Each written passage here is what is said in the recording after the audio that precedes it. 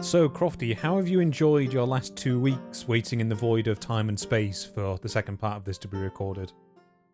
Well, I've got to sit around and read a lot, which is always fun.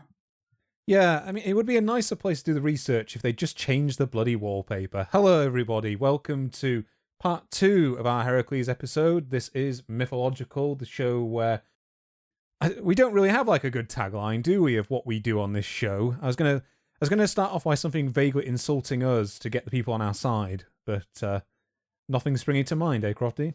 Nah, and I can say we ramble on and on about mythology, but people seem to like that. Yeah, that seems to be the selling point. So, to anyone who has somehow managed to get onto this without listening to our first part, go back and check out the first part of our Heracles podcast, where we covered the early life of Heracles through to the beginning of his labours. And in the course of our episode, we managed to get through a grand total of 6 of his 12 labours. So, nice stopping at the halfway point. Quick refresh to you folks as to what Heracles got up to then. Over the course of Heracles' early life, he has had repeated run-ins with the goddess Hera, beginning from before his birth. He has effectively seen himself swindled out of the throne of Tiryns in favour of a man by the name of Eurystheus. He has fought against the minions or Orchomenos and restored the glory of his adopted home city of Thebes. Right at the point where he was setting out on his heroic journeys, however, due to one or more circumstances, be it madness or divine ordination, he has been brought into service of the king of Tiryns, Eurystheus, who is his cousin, and who has effectively usurped the throne from Heracles and his father Amphitryon. So either before these labours broke out, Heracles succumbed to a form of madness, either brought on by the ignobility of having to work for Eurystheus, or that he was struck down by the goddess Hera. So in the course of our previous episode, we discussed the first 6 of these labours that he contended with, at the end of which the gods promised him that he would receive immortality as his reward. So Crofty, could you enlighten us as to what Heracles got up to in the first 3 labours? Yes, the first 2 of the labours were quite well suited to Heracles' particular talents. As we know from his early life, he was quite strong and very skilled in the arts of war and generally of killing things. So the first labour was to slay the Lion of Nemea, a lion with impenetrable skin and claws that could cut through anything that was terrorising the lands of Nemea. He managed to complete this labour by strangling the lion from behind, and then used its claws in order to cut through the skin that was supposedly impenetrable and make himself an impenetrable lion skin cloak. Following this was the famous labour of the Hydra of Lernaea, the 100-headed serpent which spewed poison that was the most toxic substance in the world. He completed this one with the help of Iolaos, his nephew, by chopping off the Hydra's head and having Iolaos then cauterize each wound as he removed a head, and then buried the final head underneath a rock. At this point, he also dipped his arrows in possibly the gallbladder or the blood of the Hydra in order to give them its strong poison, which will become important later on. And thirdly, a labour that was a bit less in Heracles' skill set, he was asked to capture, alive and unharmed, the Ceryneian hind, a deer which was sacred to Artemis, and so, if it had been harmed, would have brought down the wrath of the goddess. And now I will hand back to you, Charles, to detail labours 4 through 6. Yep, so after successfully capturing the hind and presenting it to Eurystheus, he was then given his 4th labour, which was to capture the Erymanthian boar, which, as with the previous task, he had to do again without harming the creature. He did manage to do so by chasing the beast and thrusting it exhausted into deep snow, before trapping it in a noose and taking it back to Mycenae to be presented to Eurystheus, who, in at least one version, responded by hiding in a large pot that had made for himself. In the 5th labour, he was given a much more ignoble task, and he was sent to remove all the dung from the cattle of the stables of Orgeus. And he did so by kind of getting around the fact that he could not possibly achieve this in a single day. He instead diverted a river to cleanse the stables. However, depending on the version, Eurystheus did not allow this as a complete labour because he had worked either for pay or because he had not done it himself physically. And in the final labour that we discussed last time, Heracles dealt with the Stimphalon Birds. So these were a vast number of birds that had been destroying the country around the lake of Stymphalus, and this time Heracles overcame them with a degree of guile, either using a bronze rattle that he had made, or a set of bronze castanets that he had been given by his sister, Athena. After this, he was able to either drive the birds away or to shoot them down with arrows. And that brings us up to the start of today's episode. Before we go on, Crofty, to detail the remaining 6 labours of Heracles' life, and to look at what other exploits he got up to in the later portions of his life, I would like to just quickly make a correction from something we said in the previous episode. So in the last episode, I discussed Heracles' encounter as a young man with the daughters of Thespius, who he was under the impression were all the same woman, but were in fact 50 different daughters of the same king. I made a minor mistake, though, in which I said that Apollodorus gives us this account, and I claimed that it was completely absent from Diodorus of Sicily's account, or Diodorus Siculus. That is not correct. I had simply missed his version of the account, which takes place very late in his narrative, so apologies, this does also occur in his version. Okay, Crofty, so in that case, I think we can get straight on into it. The only thing I think I really have to add before we get going is I have a couple of different sources, in addition to the ones we discussed in our previous episode, to include this time. In terms of ancient authors, I have 3 authors to just quickly detail. These are Apollonius Rhodius, or Apollonius of Rhodes, who wrote the Argonautica, detailing the legendary voyage of Jason and the Argonauts, along with a couple of brief mentions of Dionysius of Halicarnassus, who wrote the work Roman Antiquities, some portions of which have survived, and also Stesichorus, who wrote the epic poem The Garion, which I will have to refer to at some points in this episode. And I'll add a few extra references of my own. Last episode, I made a brief reference to the Roman poet Ovid and his The Metamorphoses. I'll be using a few more passages from that this time. I'll also be discussing Sophocles and his tragic play Trachis, or The Women of Trachis. I will also be briefly mentioning Philostratus the Elder, who was a Greek essayist and art critic from the 3rd century AD. And I will also be referring to Pausanias and his description of Greece, where he does also make reference to a few pieces of poetry and history that have not actually survived since his time. Yeah, that's going to be a bit of a problem with some of our work, is we're working with fragments or what other authors said about that author. The very final thing I have is, in our previous episode, we also mentioned some scholarly articles that we utilised to put together these episodes.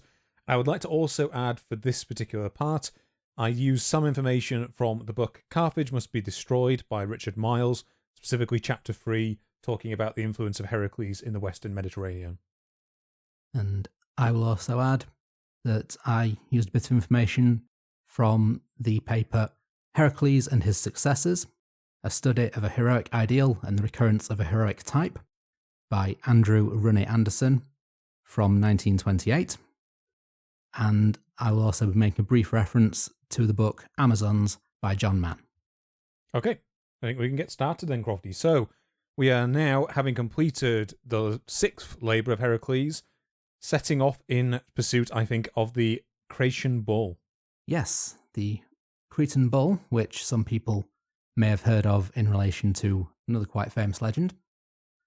So, at this point, so far, Heracles' labours have mostly been within the Peloponnese region of Greece, which is the large peninsula to the south, where Mycenae, Sparta, Argos, etc. are located. At this point, Eurystheus begins to send Heracles much further afield for the labours. Here, Eurystheus has actually been contacted by King Minos of Crete. And as a brief side note, Minos in the old Cretan language actually means king. So by calling him King Minos, we're actually saying king. Yep. Yes. He had sent word to Eurystheus that he needed aid in ridding the island of a bull. And so Eurystheus once again tasked Heracles with capturing the animal alive and returning it to him. And this time, the added complication was that he had to bring this captive animal across the sea without harming it. So Apollodorus alludes to two possible origins of the bull. Only one of them really fits into the larger canon, however. The first origin that he mentions comes from a historian, mythographer, and genealogist by the name of Hercules, whose works don't seem to have survived. According to this reference, the Cretan bull was the bull that brought Europa, who was one of Zeus's lovers and the mother of King Minos, to Crete. However, the generally accepted version of Europa's kidnapping is that Zeus himself transformed into the white bull in order to seduce and kidnap her, which is the version that's given by Hesiod in a surviving fragment of his catalogue of women. And so, this version doesn't fit so well into the established canon. However, Apollodorus was quite thorough in his referencing and made sure to include this version. So, the version of the bull's origin that fits into the larger mythology is that the bull was sent by Poseidon after Minos had vowed to sacrifice any animal that Poseidon sent out of the sea to him. However, Minos found that the magnificent white bull was far too beautiful for him to be willing to sacrifice, and he instead kept it in his herds and sacrificed an ordinary bull. This obviously quite angered Poseidon, and so Poseidon made the bull savage, had the bull break free and start terrorizing the island.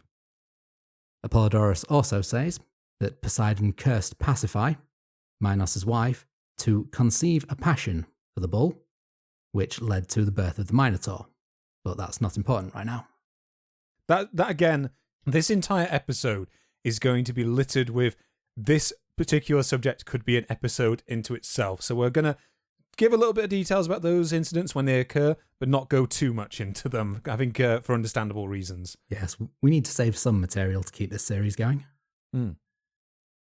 Of this labour and of the origin of the bull, Diodorus Siculus instead only writes one single sentence, and I quote, "The next labour, which Heracles undertook, was to bring back from Crete the bull of which, they say, Pasiphae had been enamoured, and sailing to the island, he secured the aid of Minos the king, and brought it back to Peloponnesus, having voyaged upon its back over so wide an expanse of sea." So he suggests here that not only did Heracles capture the wild bull, he also successfully tamed it and managed to ride it as it swam between 160 and 500 kilometres to the Greek mainland, depending on whether he went from the closest 2 points on the coast or from the port of Knossos to the port of Argos. So, quite a difficult one to complete. Apollodorus, on the capture of the bull, also doesn't give very much information. He simply states that Heracles captured it and brought it to Eurystheus. In this version, Eurystheus then lets the bull go free, and it's described as roaming to Sparta, throughout Arcadia, travelling across the Isthmus of Corinth to Marathon in Attica, where it settles and begins to harass the Athenians. So it was a bit irresponsible on Eurystheus' part there, to just release this bull that had been previously terrorising Crete and not expecting the same antics on the mainland. On the plus side, it does give Theseus something to do in the future. Yes, it does become a bit of a prelude to Theseus' own adventures in Crete, but that's also not important right now. Yeah. Following this, Diodorus Siculus writes that Heracles then founded the Olympic Games in tribute to Zeus. He held these at the banks of the river Alpheus, which he describes as the most beautiful of places. Heracles stipulates that the prize for victory for these games should only be a crown, since he himself had conferred benefits on the race of men without receiving any monetary reward, which at this stage is a little bit debatable. Yeah, he's tried to get some money or some herds of cattle or whatever out of this, but it's not quite panned out. And there was the point where he was technically Prince of Thebes, Yes. which I think has some riches associated with it. And the benefits he confers on humanity come a bit later on. Yeah. And so far there's been various bits of murder, genocide, war, and leaving an angry bull lying around. Well, he got rid of the lion, he got rid of the hydra, so you can't blame him if he leaves one bull lying around. Yeah, balances out, I suppose. Hmm. So, in this inaugural Olympic Games, according to Diodorus, Heracles won all of the events. However, we do have to take Diodorus' word for that, as the official recording of the winners didn't begin until a few centuries later, when Corioboros of Elis won the Stadion race in 776 BC. Now, Charles, don't know about you, but that feels a bit shoehorned in to me. Yes, it occupies a curious place in the narrative, shall we say. And it may seem that way because it may be that it has been shoehorned in. Yeah, this is going to be, I think, a bit of a recurring theme in the second half of Heracles' Labours. There's a bit of free-floating anecdotes going around. And this particular anecdote may actually be adapted from a much earlier legend prior to Heracles, or prior to this Heracles at all, of the founding of the Olympic Games, as the original legend states that it was founded by a titan or a demon by the name of Heracles, who was one of 5 underworld demons who supposedly protected the infant Zeus. And together they founded the Olympic Games by competing against each other. And it was this Heracles who travelled to Hyperborea and made an olive crown, which would have become the prize of the Olympic Games. However, as the old Minoan religion gave way to the more mainstream Greek religion, this version of the story never really fully integrated, and so some think that it was adapted to fit the Heracles that was much more well known by the mainland Greeks. You learn something new every day. I'd never heard of that. Yeah, I had not heard of it until researching this episode, and I found a reference in Pausanias's Guide to Greece, which mentions specifically this earlier Heracles and his travels to Hyperborea. That may explain how Hyperborea gets into a bunch of the labours as well. Yeah, there seem to be a few little bits from this previous legend that sort of got scattered in there, just as small details that seem a bit out of place. Yeah. Moving on from that, it's also at this point that Diodorus Siculus tells of Heracles aiding the gods in ending the uprising of the giants, which earned him the title of Olympian. Ah, yes, the Gigantomachy. Yes, another thing that we will be saving for a dedicated episode, I think. Yeah, so in brief, Heracles basically fights alongside the gods in a war against the giants, which we're either probably going to do a dedicated episode on just the concepts of giants, or even one maybe on the Gigantomachy if there's enough material there. We will come back to the topic one day. Yes, we will. So the one thing to just quickly mention is that in Apollodorus' version, the Gigantomachy happens quite a bit later. It happens during the 10th labour. Yeah, and I think there's a version where it happens after all of the labours, because there is a version that requires Prometheus to be free.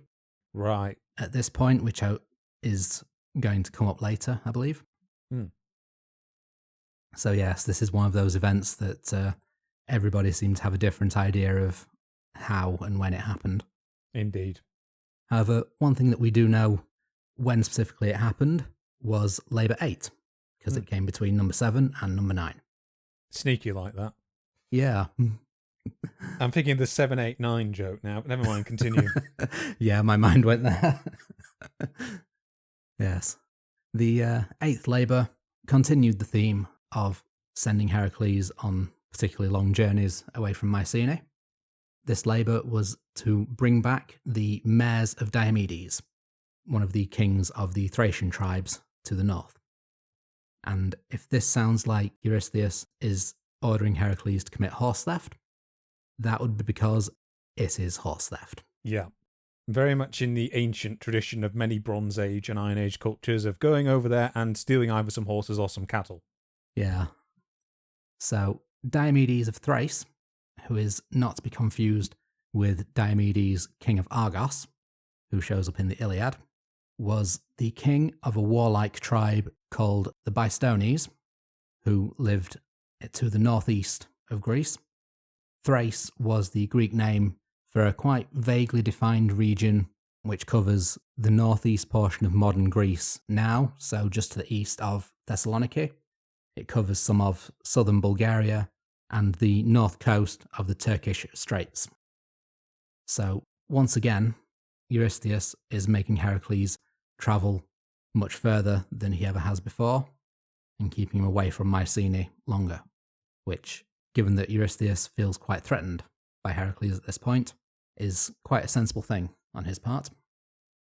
The poet Hyginus, in his poems The Fabulae, claim that there are 4 mares named Podargus, Lampon, Xanthus, and Dinas.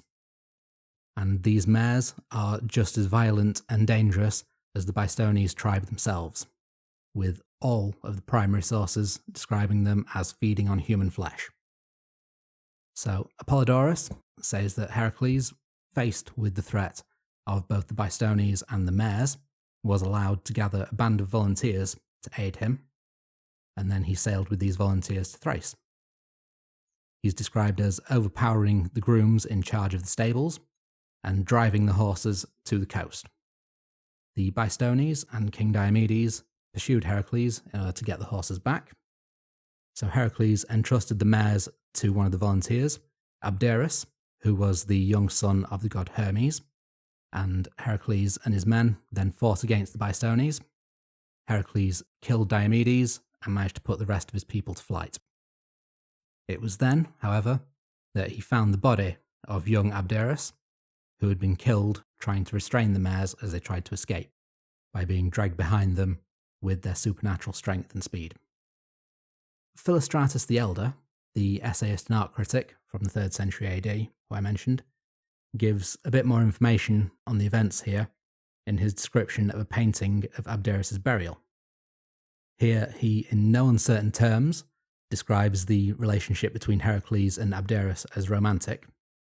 He describes the painting in one of his Imagines and says that Heracles has subdued the horses and now holds the half-eaten body of Abderus in his arms, and describes this labour as much more difficult than his other labours, for it has been enjoined upon him by Eros, also known as Cupid, the god of love.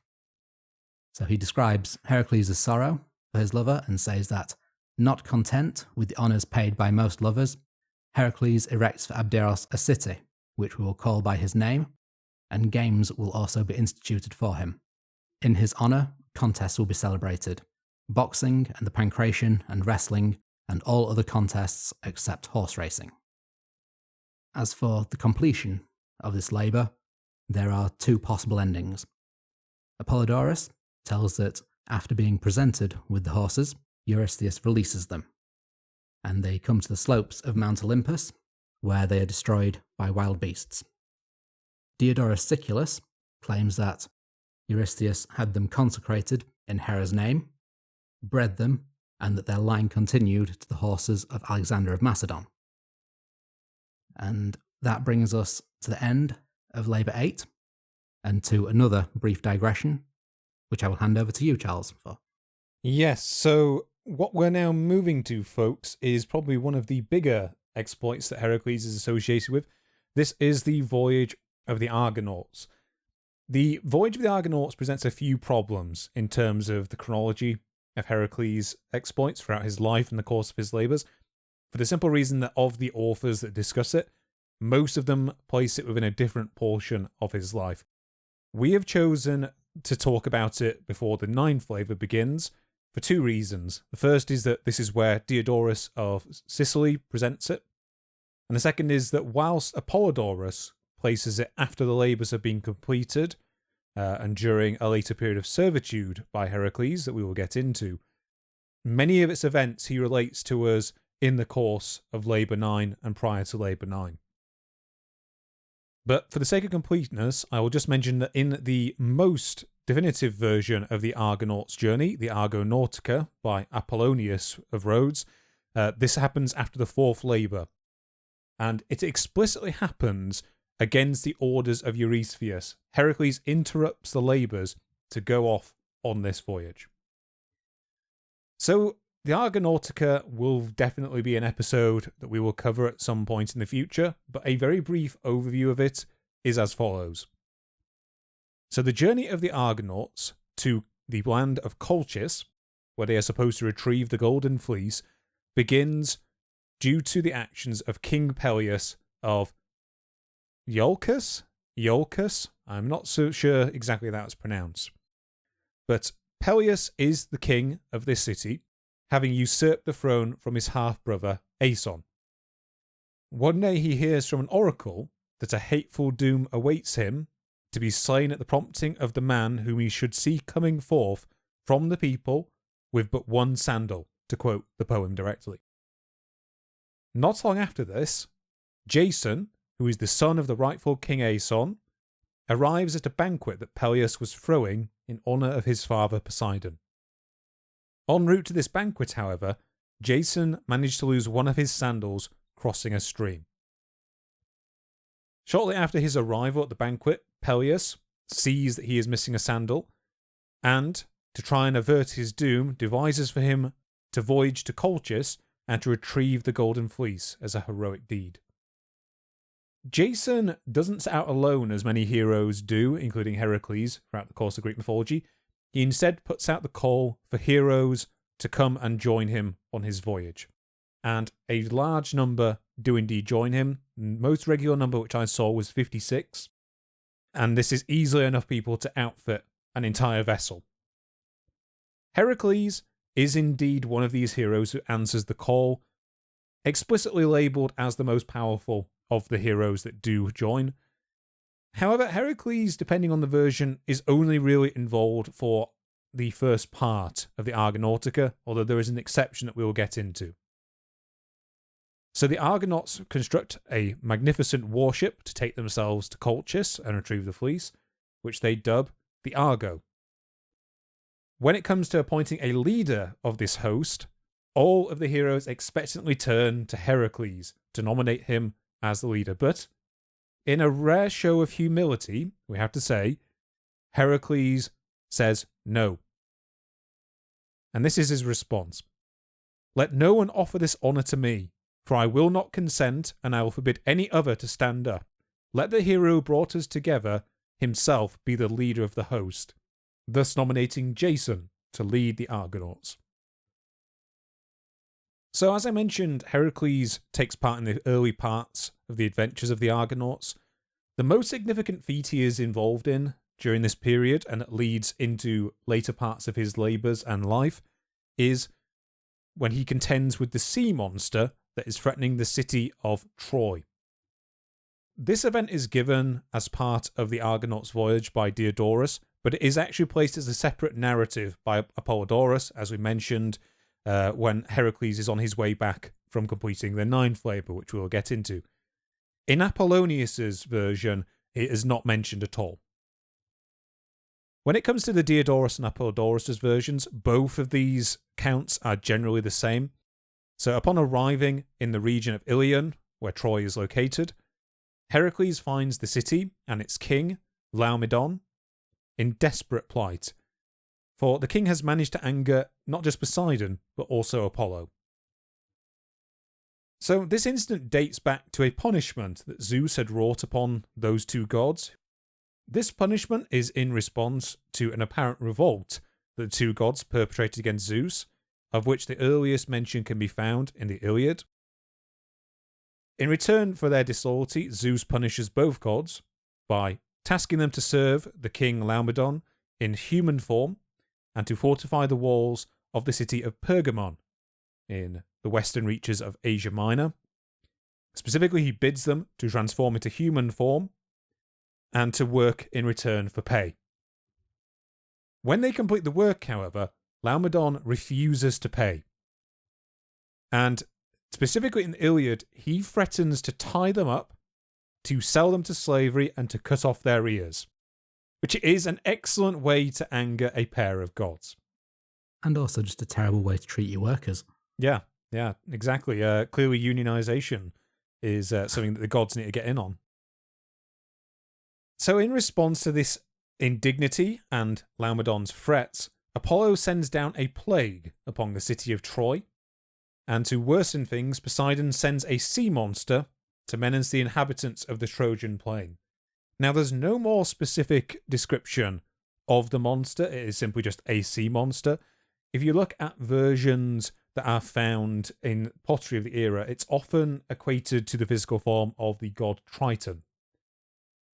And that appears to be more just a convention that the artists who created these works of pottery chose to make their works more interesting. According to Apollodorus' account, Laomedon is informed by the oracles that he would be delivered from misfortune if he were to offer his daughter Hesione as prey to the beast. And he responds by chaining her to a set of rocks against the sea for the beast. In Diodorus' version, Hesione is instead selected by a lottery amongst the children of the city, and unfortunately the king's daughter is indeed selected. Which kind of puts me in mind of various retellings of St. George and the Dragon. Yeah, I was thinking the same. Which I believe we covered in our second Dragons video back on the channel, if anyone wants to go and check that out.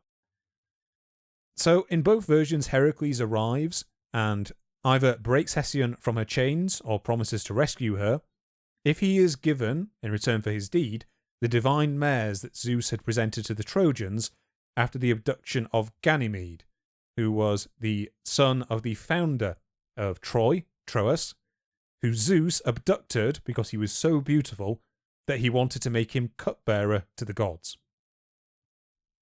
Laomedon agrees to this price, and Heracles goes and slays the monster. In every account of Heracles versus the monster, it is just Heracles goes and kills the monster. It's not much of a monster. No, it's. I feel sorry for it. It doesn't get a form, and it doesn't really get a description of how it's killed either. But Laomedon, in his recurring pattern of being arrogant and refusing to stand by his word, in the version that Apollodorus gives, he refuses to give Heracles the mares. And Heracles ends up leaving with the rest of the Argonauts, vowing that he would return and make war on the city someday. In Diodorus' version, it's a little more complicated. When it comes to Heracles actually trying to get his revenge, it is stated that Laomedon had refused to give him the mares. In the initial telling of the events, however, it's indicated that Heracles left the mares and Hesione, who had decided to spend her life with him, behind so he could retrieve them at a later date. So I get the feeling that's kind of two different strains that Diodorus is kind of struggling to reconcile there. Yeah, that seems to be a bit of a running theme at times. In terms of the end of Heracles' time with the Argonauts, in both Apollodorus' version and the Argonauticus version, Heracles' time with the Argonauts ends when he is left behind in the company of another Argonaut named Polyphemus by the crew near the river Ceus, and this is while he's searching for his friend Hylas, who had been abducted by a water nymph at a local stream named Cyprus. So the next morning, whilst he is off searching, the Argonauts depart without him, and this results in a major quarrel amongst the crew, and Jason is accused of having deliberately left Heracles behind by perhaps the second most noble hero of the journey, Telamon, who gives the following quote in the Argonautica: "Sit there at thy ease, for it was fitting for thee to leave Heracles behind. For thee the project arose, so that his glory throughout Hellas should not overshadow thee, if so be that heaven grants us a return home. But what pleasure is there in words?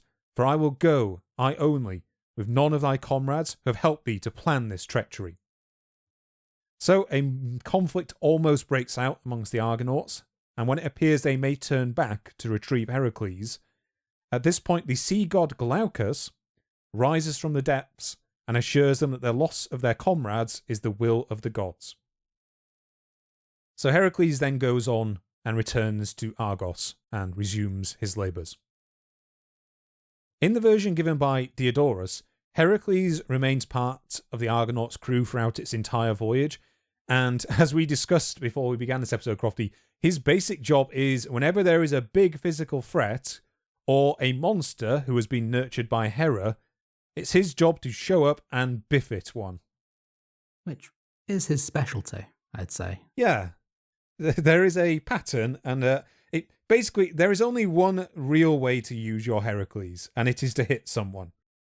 Yeah, you don't want him to be the brains of the outfit. Mm. And with that, I believe we can then move back to the 9th labour. Yes, so after that little voyage, Heracles is then sent on another voyage, which is in the same sort of general direction as where he went with the Argo, which I think might be why some sources put the Argonautica right before this voyage, because it feels a bit more convenient. Yeah. So this labour has Heracles travelling to the land of the Amazons, who supposedly lived at the time in the city of Themyscira, near the mouth of the river Thermodon, on the coast of the Black Sea. This is in what is now part of Turkey, and there's no historical or archaeological evidence of a city here, according to the author John Mann, who wrote a book on the Amazons. But the nearby town of Terme still cashes in on the legend and uses the name of Themyscira for touristy purposes, which can't really blame them for. Yeah, I mean, if I was just a town by a small river, I think I would cash in on anything that I could, quite frankly. Yeah. So, the Amazons, according to Apollodorus, are a people great in war, for they cultivated what Apollodorus called the manly virtues, and they raised only female children, preferring to kill the boy children, and they would cut off their right breast so as to aid in throwing a javelin, while leaving the left so that their children might suckle. However, this description of them is also disputed in a few sources. For example, Quintus, in his poem The Fall of Troy, described the Amazons who joined battle in the Trojan War. He described quite a lot of them dying by a spear through the right breast. He was quite specific about that. Mm. The Amazons were led by the queen Hippolyte, or Hippolyta, which is a Greek word for releases the horses. And so that's one bit of evidence that she was not a historical figure, in that she had a Greek name rather than a name corresponding to any of the languages present in Turkey at the time. Yeah, and it's also a very allegorical name as well. Yeah. It's very similar to our King from previously. Yeah. So, Hippolyte, as well as being queen of the Amazons, was also the daughter of the war god Ares, and as a token of her superiority, she wore a belt or a girdle which was given to her by him. And this labour was to retrieve said belt or girdle, because Eurystheus' daughter Admete desired it, according to Apollodorus. So this is the one time where there is a slight bit of personal gain for Eurystheus. Yeah, it's interesting because I think there's various accounts, as we detailed in the first part, where Eurystheus can't actually materially benefit from these events. Yeah, whereas getting something nice for his daughter might have been a slight loophole. Yeah, it's not for him personally, it's for his daughter. Yeah, it makes his life a bit better in that, she's happy. So yeah.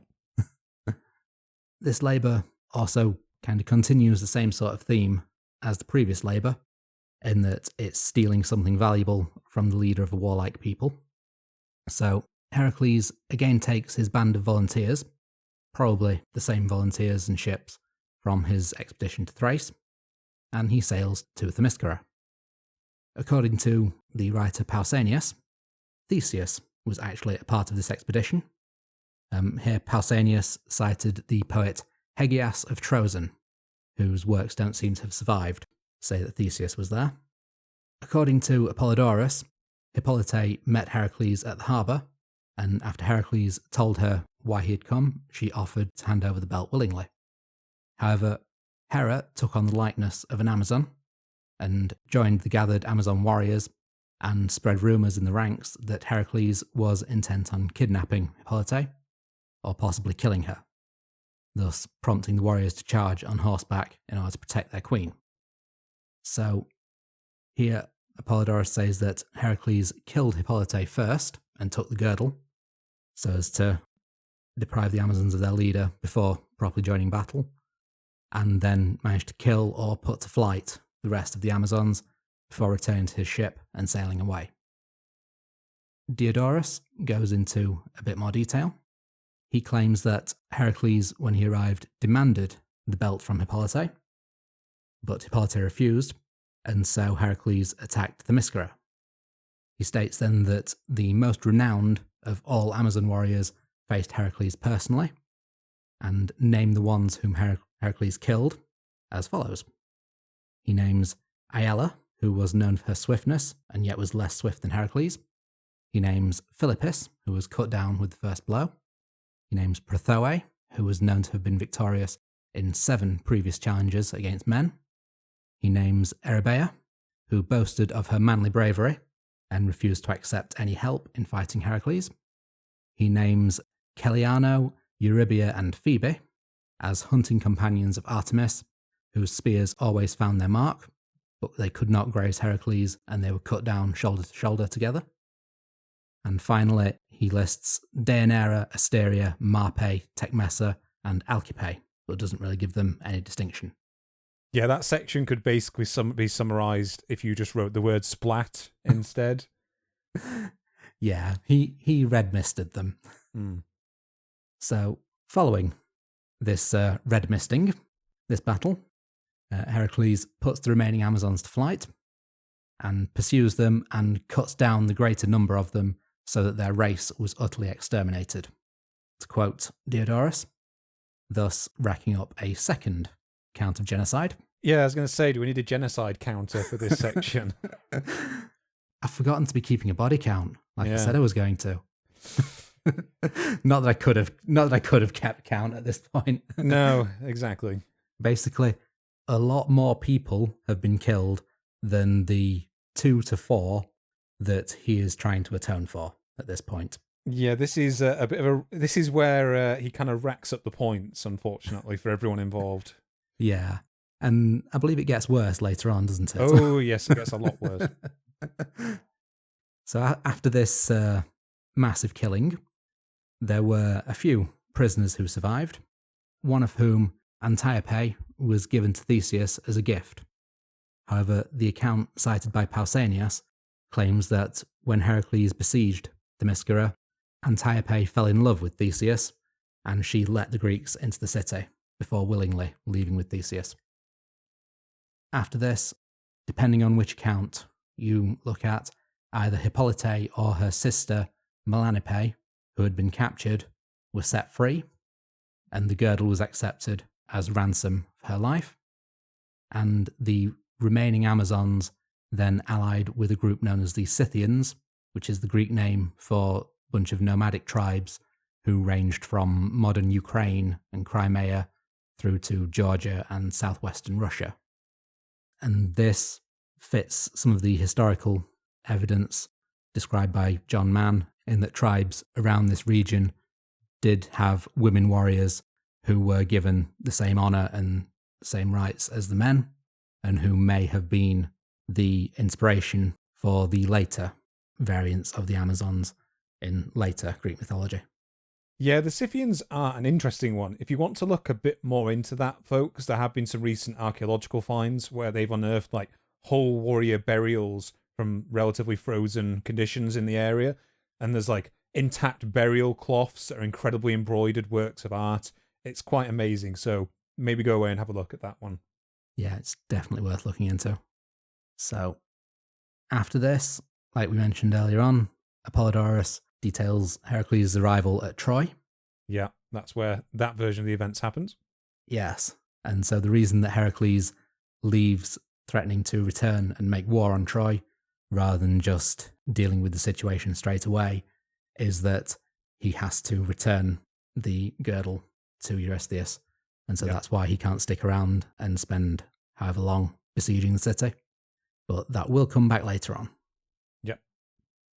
And with that, we have completed labours 7 through 9, and so I believe it's time to hand over to you, Charles, for labour 10. Yes, so we are entering what I would call the complicated part of the labours. This is where Heracles ranges across very long areas, and the details quite widely diverge between different authors. I'm going to do my best here, folks. I'll try and keep it as simple as I can, but it may not be possible in some places. So this next labour tasked Heracles to retrieve the cattle of Garion. So this was a herd of red cattle, known for their strength, that were owned by the giant Garion, who lived in Iberia, and is described as having the body of 3 men joined into one at the hips, and separate again then from the legs down. This adventure is an interesting one, because it takes Heracles throughout most of the known Western Mediterranean at that time, at least for the Greeks. And in many ways, this labour kind of carries the more evidence of changes and tampering over time by different authors, mostly to provide a legitimizing history for many of the Greek settlements throughout the Western Mediterranean that were founded from kind of the 8th and 7th centuries BC onwards. And we'll get into that in a little bit. So, not only is this herd guarded by the giant Garion, it is also guarded by a shepherd by the name of Eurytion, or Eurytion, and a 2-headed dog by the name of Orthos, who, continuing with the theme of the monsters of the labours in our first part, are the offspring of Typhon and Echidna, the father and mother of all evils, or of monsters. There is a big separation here when it comes to Diodorus's version. So unlike Apollodorus's version, in Diodorus's version, Heracles' contention is not with Garion, but it is with the king of all Iberia, who has a very awkward to pronounce name, Chrysor, and his 3 sons. Outside of the name of the cattle of Garion, Garion and Orthos, to the best of my knowledge, make no appearance whatsoever in Diodorus's account. There's a big difference between the two. In Apollodorus's version, which I will largely talk about, but I will come back to Diodorus's version because it's more complicated.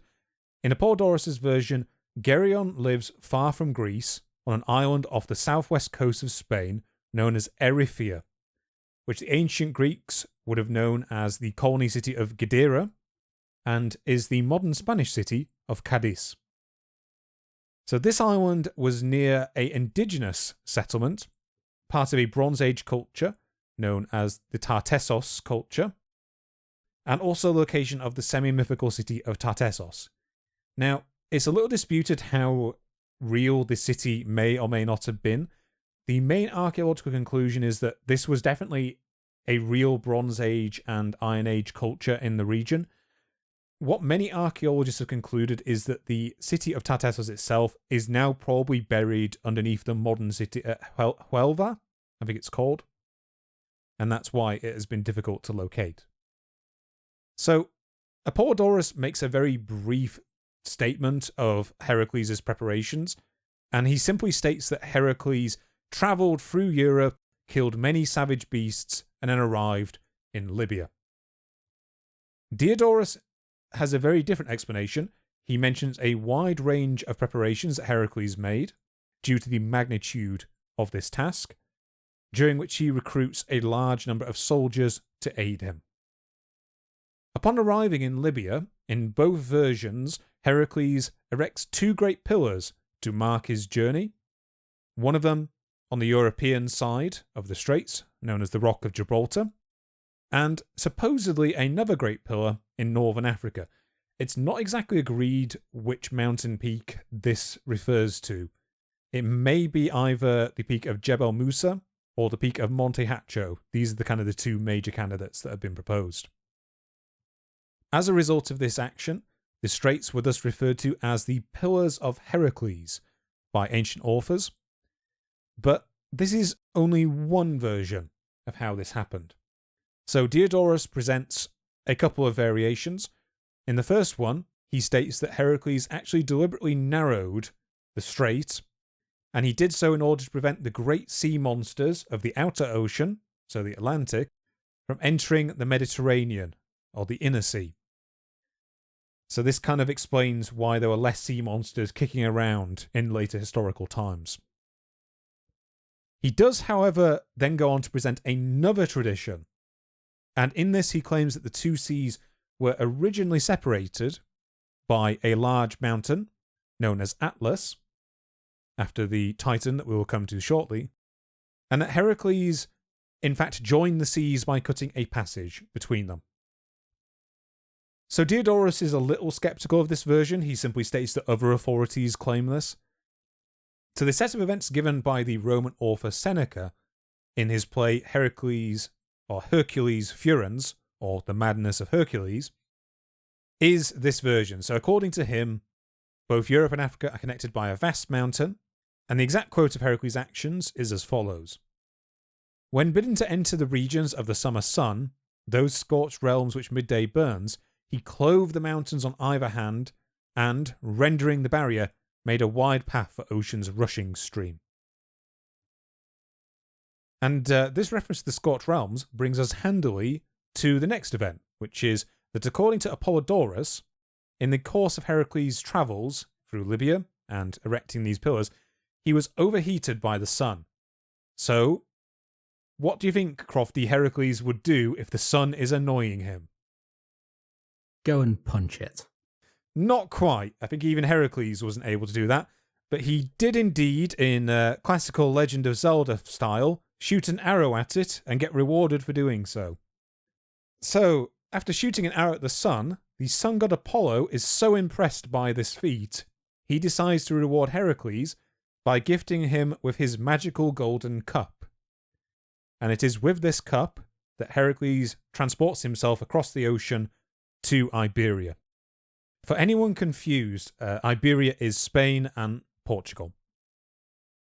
So upon arriving at Erythia, Heracles sets up camp, but as he does so, his presence is detected by the dog Orthos. When the dog attacks him, Heracles just kills it with his club, as he does. Then he proceeds to do the exact same to Eurytion, the shepherd, when he runs to aid the dog. So at this point, a person, I'm not quite sure how to describe him, either a person, a giant, or a demon by the name of Menoites, who is the herder of the god Hades, happens to be in the area, and he is watering the cattle of Hades. I mention him because he comes back later, but his role here is he lets Garion know what had occurred. So Garion rushes to catch Heracles as he's driving away his cattle, only to be slain by an arrow near the river Amphimus. So in Apollodorus' version, Heracles then places the cattle in the cup and sails back to Tartessos, where he returns the cup to Apollo. So Diodorus' version up to this point is very different, and I would say it's probably a little more grounded. There is less intervention of gods and mythical creatures. So after either erecting or carving the pillars back in Libya, Diodorus states that Heracles and this fleet and army that he has gathered around him, which is absent in Apollodorus' version, then sail across the sea and contend with the king of Iberia's sons, who are each at the head of a large army. He challenges each of them to single combat, slays them, and then proceeds to subdue Iberia, which he hands over to a native king of his choosing and drives off with the cattle. So this return journey is where things get very complicated. I'm going to start by giving Apollodorus' account in whole, as it's a lot simpler. Diodorus basically just elaborates on it, but I'll get to that.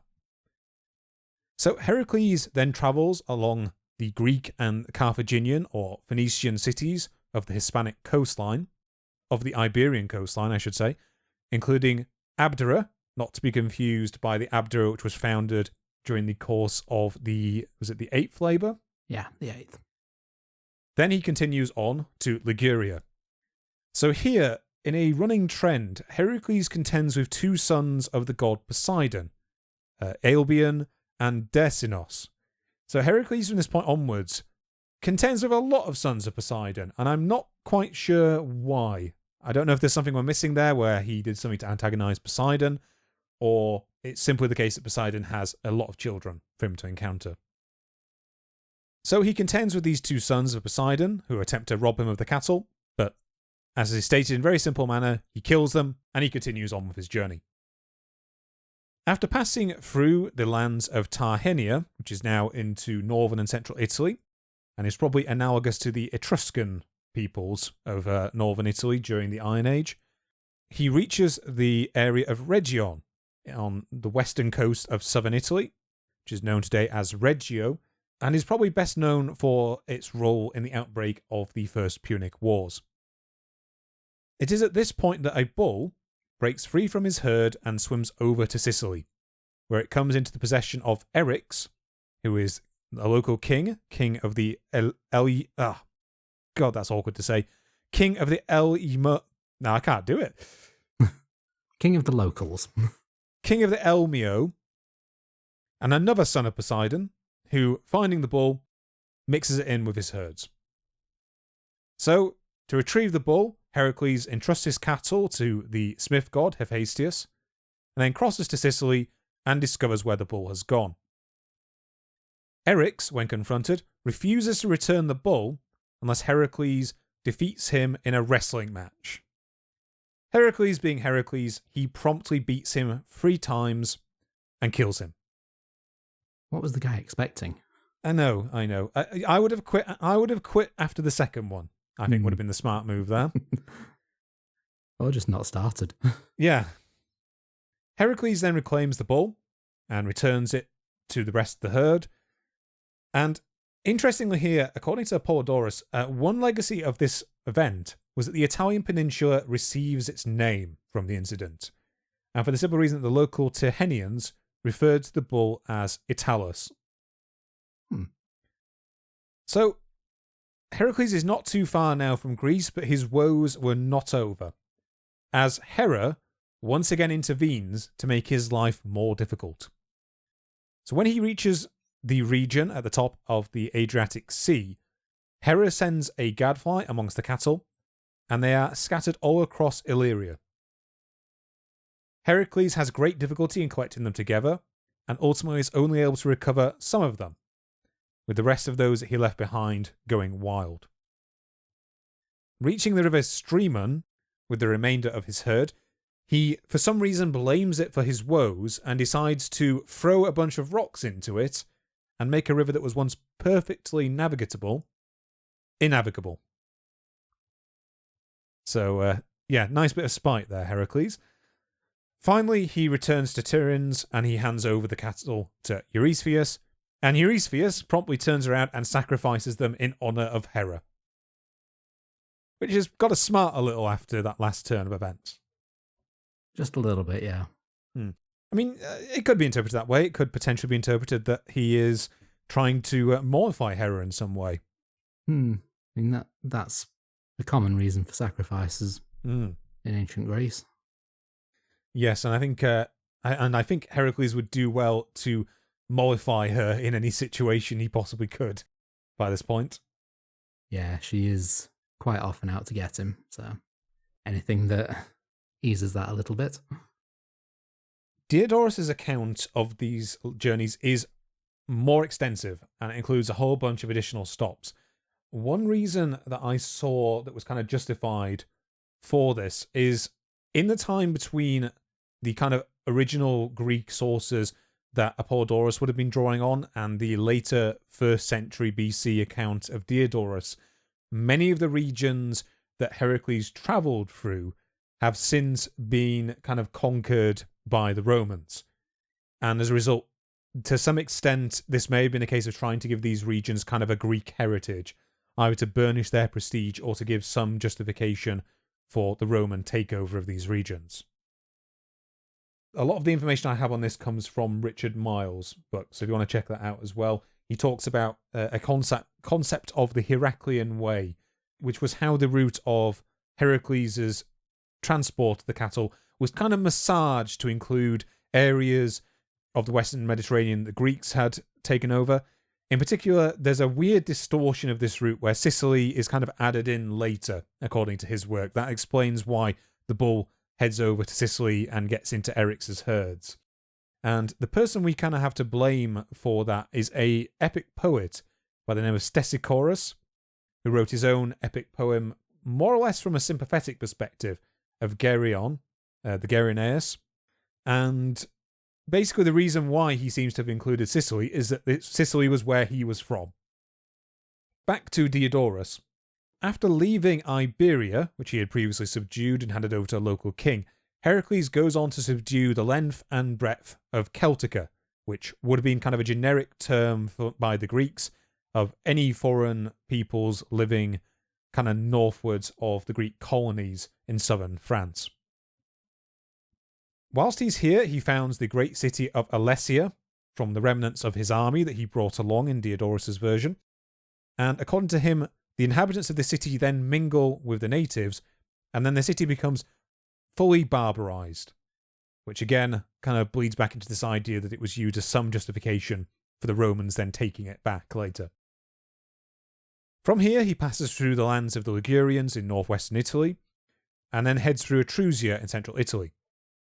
It is here probably that Diodorus's most significant addition to the events is included, in the form of a stop at Rome.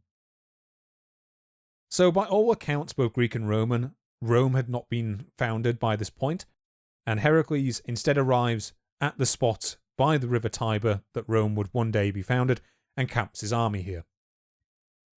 At the time, the inhabitants of this area were simply a series of small villages on each of the hills that later became Rome, and he receives the goodwill of their inhabitants, and it's for this reason, according to Diodorus, that he was later venerated so heavily in Rome and throughout the region.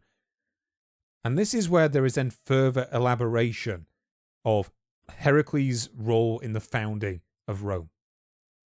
And this can be seen in the account of another Greek author, Dionysius of Halicarnassus, who lived in the 1st century BC, just slightly after Diodorus. So according to Dionysius's version, when Heracles sets up camp at the Tiber with the cattle, an ogre by the name of Cacus, who is detailed as having terrorized the local inhabitants, sneaks up and steals several of Heracles' cattle, which he then drags back to his cave on the Palatine Hill by the tail, so as to hide his tracks.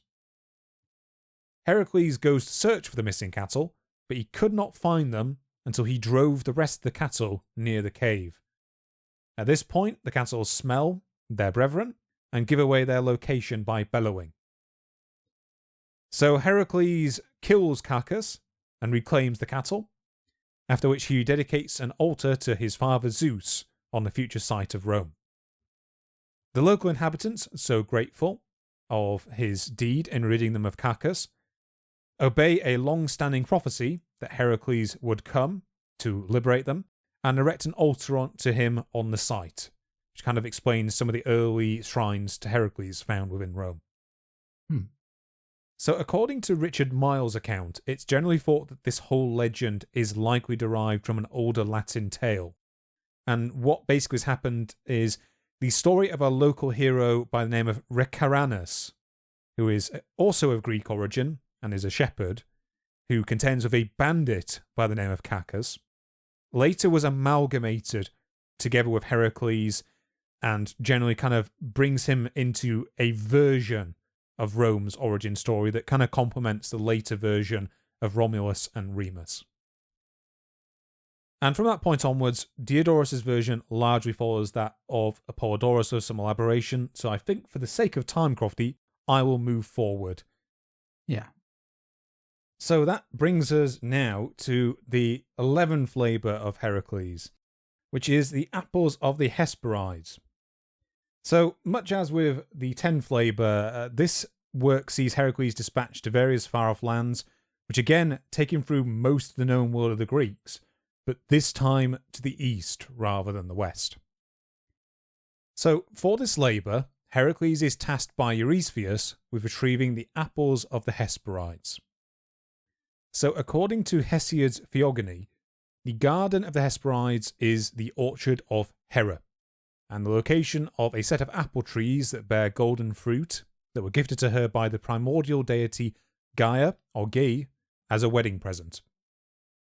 The fruit has a number of guardians, the most important being the eponymous goddesses known as the Hesperides, who are named by Apollodorus as Aegle, Eryphia, Hesperia, and Eryphusa, who in some of the versions I found are said to be the daughters of the Titan Atlas, who himself is probably best known as the Titan who, in some versions of Greek mythology, bears the weight of the skies and the heavens on his shoulders. In addition to the Hesperides themselves, the apples were also guarded by an immortal 100-headed dragon, that in this case is usually just referred to as a dragon. There is no great name. Once again, take a drink, folks, is the offspring of Typhon and Echidna. So some versions of the tale place the garden in Libya, Diodorus probably being the best example of this. Apollodorus places it in the land of the Hyperboreans, who we detailed in our last episode, who were the people who lived beyond the reach of the north winds. So completely opposite directions. Yeah, basically. Apollodorus even kind of rubbishes people who say it's in Libya as well. And I think that's due to there being a tradition that there is a city in Libya that was a Greek colony that wanted to be associated with the Garden of the Hesperides. So there are a couple of different versions of how Heracles finds the location of the garden itself. So in Apollodorus' version, Heracles travels to the river Eridanos in a fairly uncertain part of northern Europe. According to Herodotus, who was the 5th century Greek historian, on his way to this river, he contends with the son of Ares, Senos? Kaiknos. Kaiknos, Yeah. That's the one. C's tend to be K's in Greek. Ah, okay. So this particular encounter is the main body of the Shield of Heracles, where the two kind of face off in chariots against each other, and in the ultimate result being that Heracles says Kainos, and then in Apollodorus' version goes on to face Ares himself, which is the secret hidden boss fight, where the music gets more serious and you realise, oh no, I'm in trouble.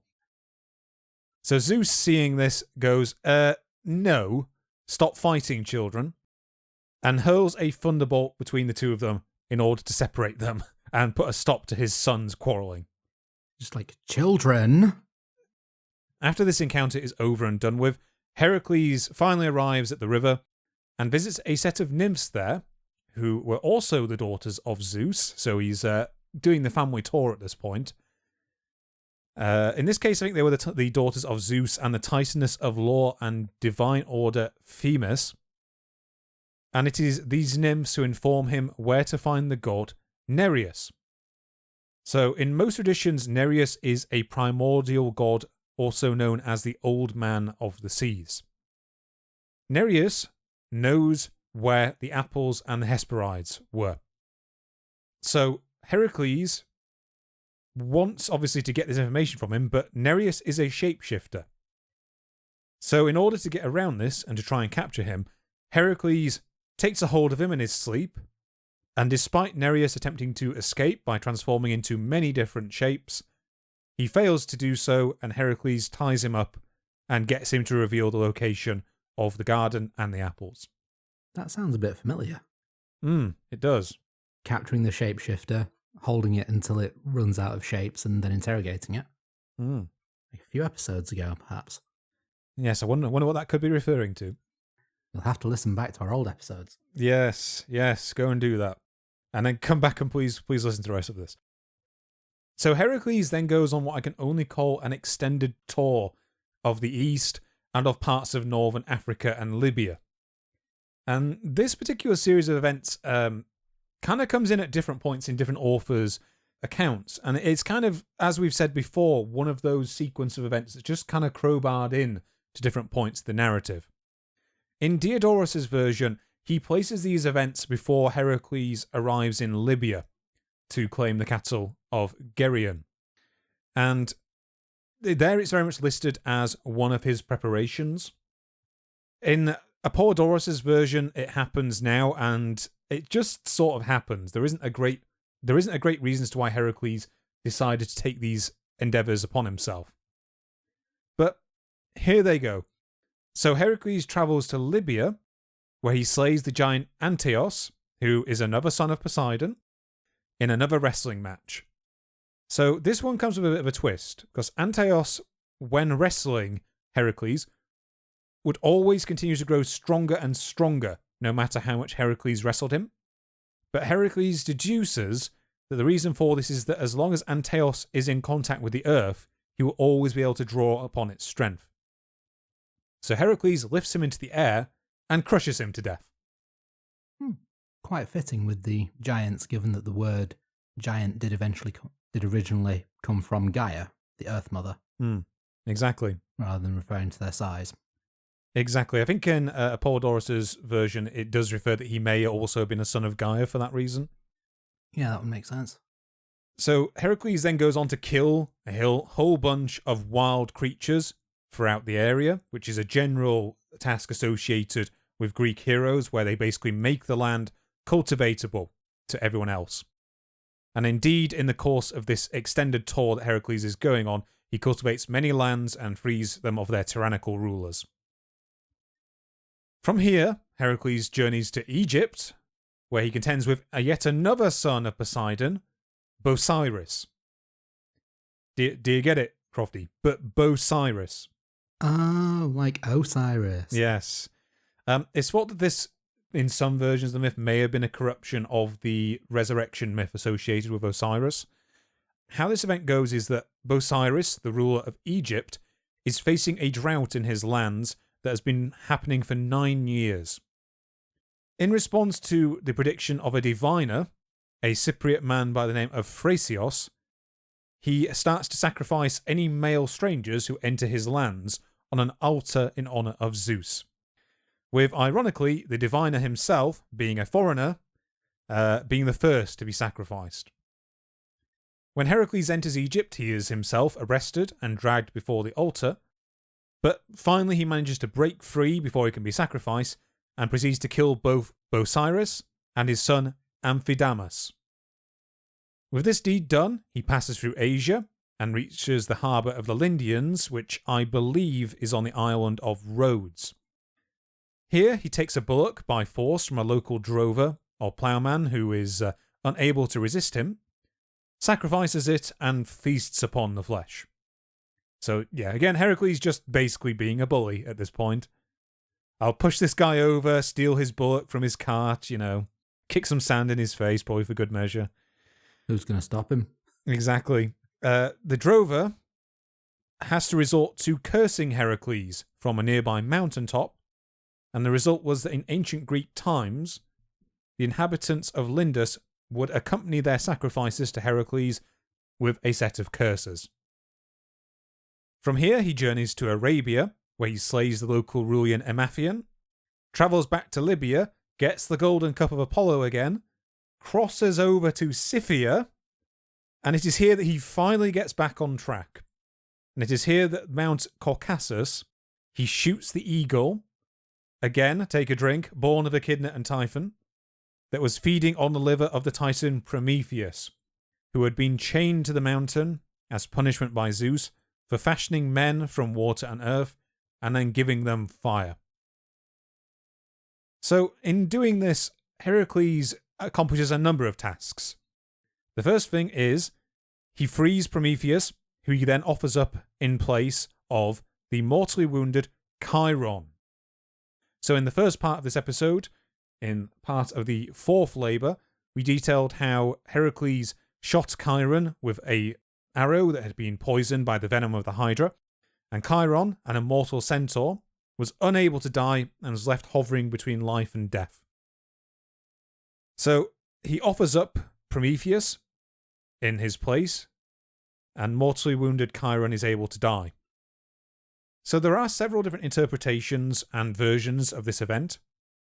According to Robin Hard, who was the translator of the version of Apollodorus' work that I read, it is unlikely that this was a straightforward exchange of Prometheus' mortality for Chiron's immortality, because Prometheus himself was immortal, hence why he was able to have his liver savaged by an eagle every day and then have it grow back the next day.